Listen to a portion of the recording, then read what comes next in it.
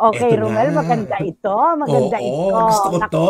gusto ko sila at mahal ko sila. Kasama po natin ngayong tanghali, of course, ang original prince of Pinoy pop at ang nag-iisang the phenomenal diva. Of course, kasama po natin Ding Dong Abanzado and Jessa Zaragoza. Mga anak, Yes, magandang tanghali welcome sa inyo. back. Kamusta na kayo? Ding Hi. Dong Abanzado, Ayan na. ayun! Hello po. Hello. Magandang Hello. tanghali sa inyo. Ay, kumusta na kayo? Alam mo, itong mag-asawan to, kinaiinipan ng mga tao kung kailan mag-aaway at malalabas yung away sa publiko. Wala kasing alingas-ngas. Kumusta na ang mga anak? Kumusta na kayo?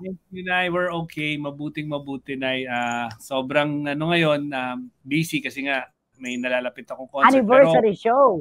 Anniversary concert this July. Pero kami pong dalawa, we're very fine. Enjoying married life. Oo naman. Kitang-kita. Bakas na bakas. Oo. Hindi, so kay Ding Dong 37 years is no joke. Napakahaba nitong panahon na ito sa industriya ng musika. Ano ang sikreto ng longevity mo? Ang dami nang nagdatingan, nawala, dumating, nawala. Nandito ka pa rin, Ding Dong. Ano yung sikreto?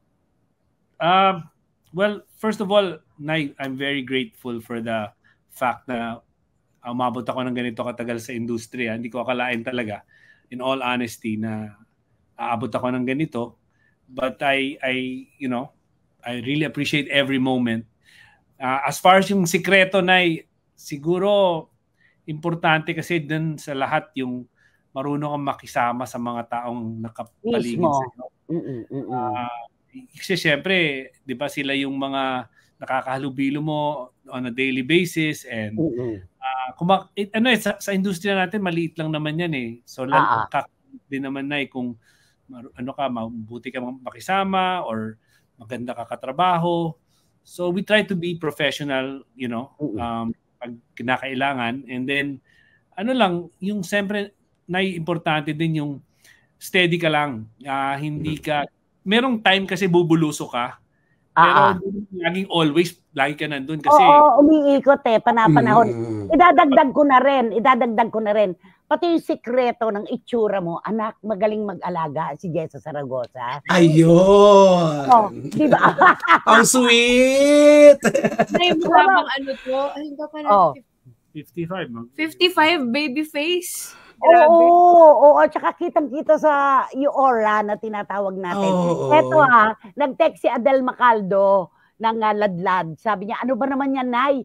Bababa na sana ako ng kotse. Sina Ding Dong at Jessa pala. Ang guest nyo. Kaya stay muna ulit ako sa sasakyan. Adel, thank you so much agad.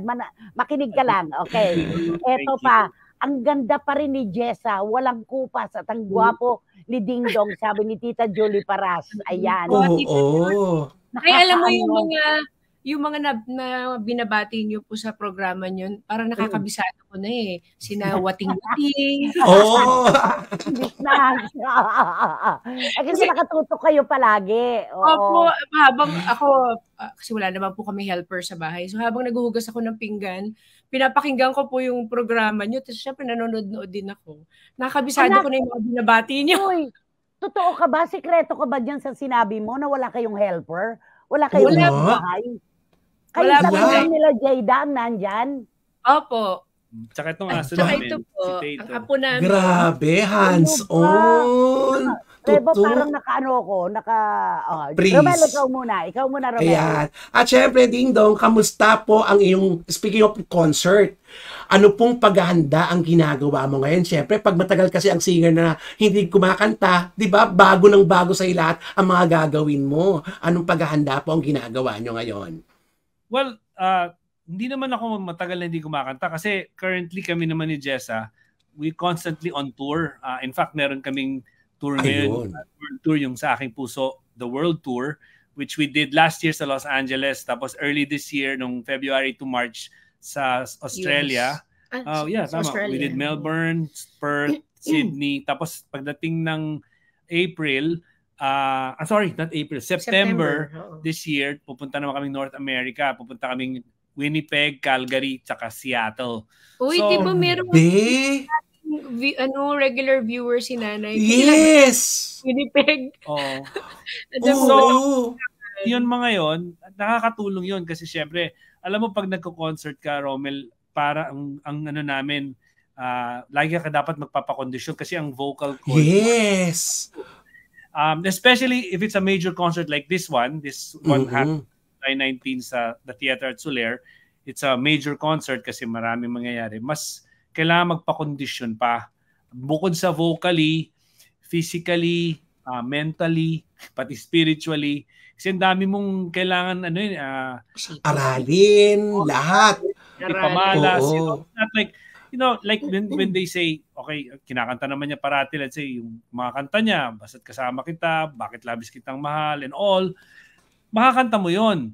But, pag sa major concert, minsan pinag-iisipan namin how we can sing it with all the, lahat ng mga, anong tawag dito, lahat ng mga effects kasama, may mga... Oo, at saka bagong atake, mga ganyan, di ba?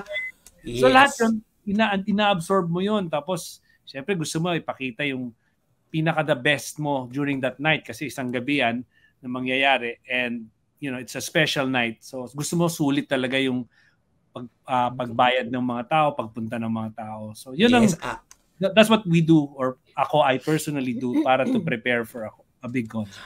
At hindi na ulit si Nanay. Kasi, alam mo naman, anything goes kapag live. Ang mga internet ngayon, napaka-bipolar. Correct. Alam mo, nag-text sa akin si Idol Lord de Vera. Sabi niya, naku Nay, yung ate ko na nasa UK na ngayon, ang presidente ng Ding Dong Avanzado Fans Club Project Chapter. Talaga, Lord. Oo, sabi ni Lord. Meron pa siya nung comics niya dati. Oh my God! Si Ermine Grace de Asis. Hindi nga lang inabot yung concert sa Super Sam. Pakibati ka mo para kiligin. Pakibati mo raw sister niya. Si Ermine Grace de Asis. Uy, hi Ermine Grace de Asis. Nasa UK na. Sister ni Idol Lord. Talaga. Dyan sa UK. Alam mo, Nay, baka next year, yun nga, na-message ko kanina yung sa aking puso, baka mapunta kami sa Europe next year kasi may offer kami. Isa sa mga lugar na pwede namin puntahan is UK na pinag-aaralan. Sana makapunta kami doon. Si Wating-Wating na ba? Naku, bahala na si Wating-Wating sa inyo dyan. Ay, Wating-Wating! Kilala ko na. Anak, di pagkatapos si Idol Lord de Vera, no? May isa tayong vlogger na kaibigan ngayon na ang galing-galing, masustansya ang kanyang vlog. Ang pangalan niya si Paco. Iyan niyo si Paco, iyan niyo, sundan niyo. Paco. Yes. Ayan. Okay. Ang sabi naman niya, grabe sina Ding Dong at Jessa, mga vampira kayo, hindi tumatanda. Oo. May puting buhok na rin ako. Oo nga, ako ay puting buhok dito. Ano ka ba? Pagka may puting buhok, ibig sabihin, lumalaban tayo. Hindi tayo umuurong, hindi sumusuko at nananalo. Yun ano daw yan? Sign of wisdom daw yan. Ayun. Eto pa.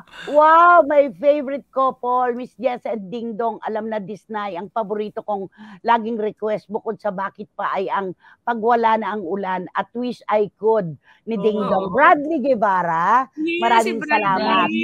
Pagwala ng ulan. Of course. Anak, eto, total din lang sinabi na ni Bradley, di ba? Baka naman daw pwedeng pasample, Ding Dong. Basta't kasama kita kung pwede, pakikanta. Ay, may duet sila niyan, Nay. May duet sila mag-asawa niya. Okay, go. O sige, gawin nyo na ngayon. Pasample para sa concert. Di ba? Basta't kasama kita, lahat magagawa. Lahat ay maiaalay sa'yo.